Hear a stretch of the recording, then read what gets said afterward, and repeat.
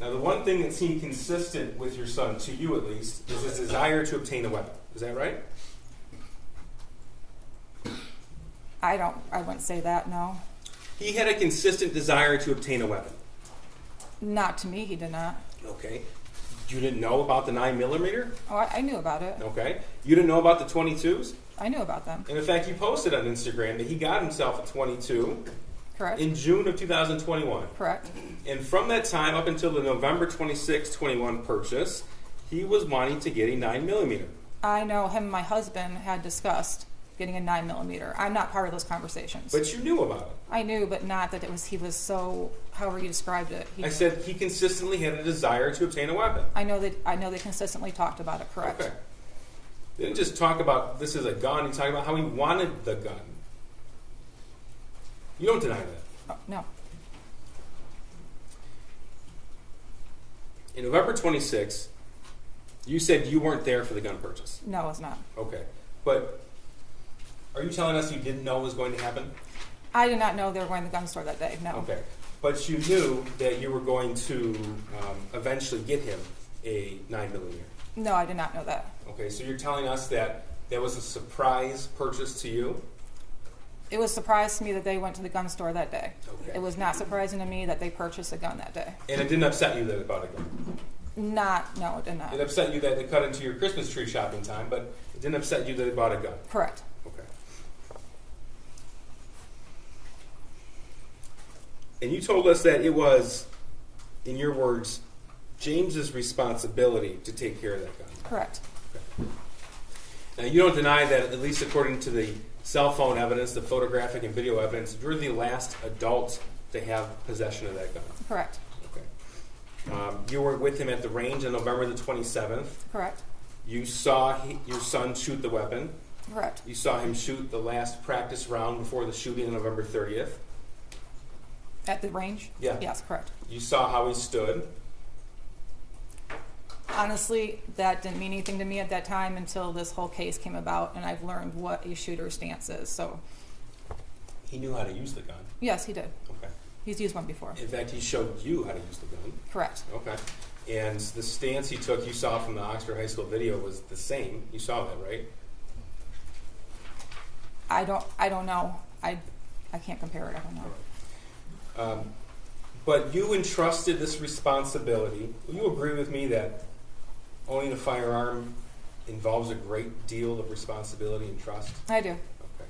And you entrusted this responsibility to your husband, James. I did.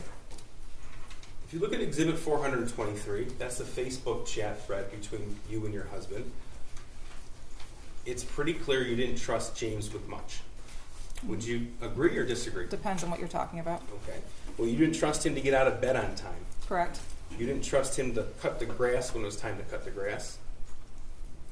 He would cut the grass when it got to a length I didn't like. I didn't trust him. You didn't trust him to update you on his whereabouts. There's a reason behind that. You didn't trust him to not turn off or turn on the Ring camera in your home. Correct. You didn't trust him to keep track of your son.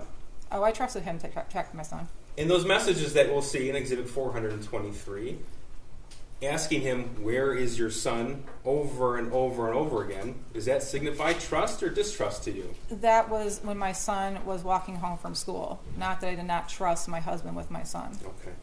And you didn't really trust your husband to hold down a job.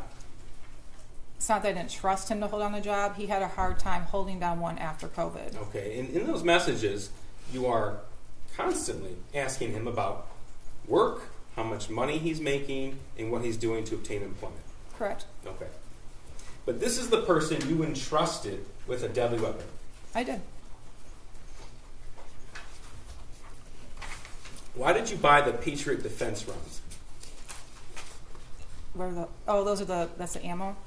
That was the ones my son told me to purchase. I didn't know anything about it. I'd asked him, and he told me to purchase them. So you told the jury yesterday, I think you repeated it again today, that the gift was for target shooting only. Correct. Okay. Yet you bought 100 rounds of ammunition. Correct. And you only shot 50 while you were there. Correct. Okay. And those 50, at least according to some statements you made throughout the investigation, you put somewhere. Oh, the box of them? Yes, I did. I hid them. Now, on November the 27th, when you came home, you posted pictures of the gun in targets to your Instagram account. Correct. And then, according to the location data, your location data, you left. I think that's when we went.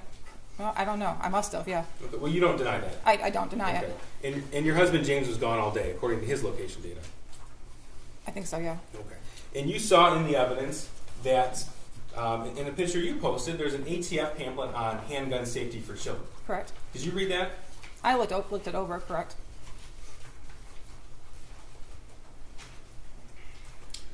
Now, on Exhibit 74 here, I want to get back to this meeting for a minute. Exhibit 74, you don't deny that you could have left work for the day. No, I don't deny that. Okay. And you don't deny that you didn't tell the school officials, Mr. Hopkins and EJAC, about the gun purchase on the 26th. No, we had stated that we went to the shooting range I went to the shooting range with my son on Saturday. You didn't tell them that you had gotten him that Christmas gift. I didn't think it was relevant. No. You acknowledge that you never told Mr. Hopkins and EJAC that it wasn't just a friend, but it was the only peer that you had ever met that left. I had probably said his best friend. You acknowledge that you didn't go home to look for that firearm after the meeting at the school. We wouldn't have a reason to. So that the answer is, and you acknowledge that? No, I acknowledge that. Okay. And you acknowledge that you had already made plans for the night to go to the barn. Yes, I do. Okay. And you acknowledge that you had the time to stop at your house before you went back to work. I would have, but I didn't have a reason to.